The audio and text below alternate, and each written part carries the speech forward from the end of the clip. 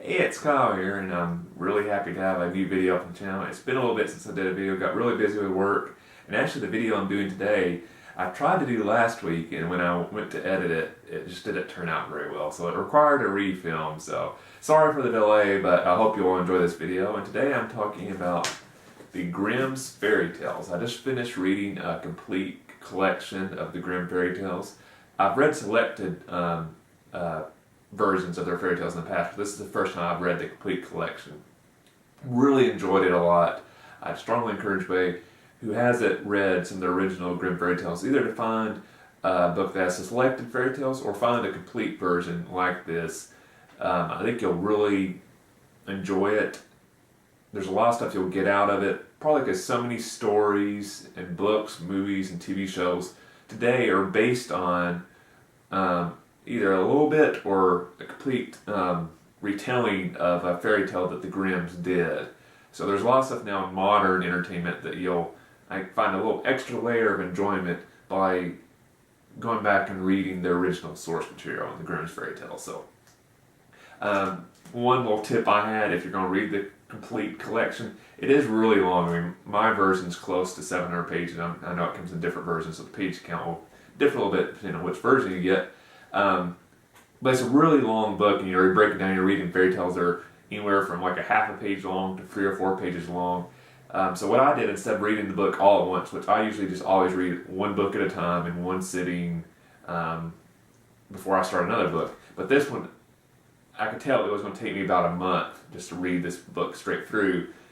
And after I've got about 170, 180 pages, you start to get burnt out by just reading fairy tales. So what I did is I divided this book into 3. So I basically read it into 200-page segments. I read 200, stopped, read a different book, then restarted again, read the next 200 pages, stopped, read another book, and then I finished out the book. And that helped it keep fresh and not just get overwhelmed by reading non-stop fairy tales for several weeks in a row. So you might want to look at doing something like that and not try to tackle the entire book at once without some other forms of reading entertainment there to help keep the fairy tales fresh. One other thing I wanted to spotlight was what turned out to be my favorite fairy tale in the book, which is one I had heard of before I read this complete collection, is The Two Brothers. Really enjoyed it a lot. One thing I liked about it drew a lot of aspects from some of the other fairy tales throughout the collection and combined it into one longer story. It was a much longer fairy tale. Some other ones, I believe it was like 10 to 15 pages, where most of the fairy tales were only 2 to 4 pages. So take the best elements from a lot of fairy tales and combine it into one longer story. And one reason I did like it is because since it was longer, there was a little bit more time for character development. You became attached a little bit more to the characters. You understood their motivation. You rooted for them more to succeed and for the bad guys to get their comeuppance. Or sometimes where it's just a one-page fairy tale, you don't have enough time to really draw that attachment to the characters. So if you do get a collection of Grimm Fairy Tales, I'd strongly encourage you to make sure you read The Two Brothers, because at least in my opinion, it was my favorite one, and I think you'll really enjoy it as well. So if you have read some Grimm Fairy Tales, let me know in the comment section below what your favorite fairy tale is. I'd be really interested to see which ones you like the most. And then also remember, there's a lot of this stuff going on that you can interact with me on YouTube. I'm part of 2 collab channels, Reread Books and Project Nerdy. Be sure to subscribe to those.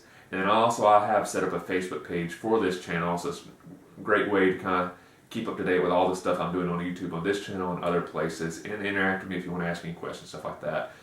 So there will be a link to that as well. And of course, if you haven't yet, be sure to subscribe to this channel, and on this video, obviously, like, comment, share, all that good stuff. I appreciate the support, and hopefully I'll have another video up a lot sooner than my last gap in between videos. Again, sorry for the few weeks without video, but sometimes life gets in the way of YouTube. So hope you enjoyed the video, and I'll see you the next time.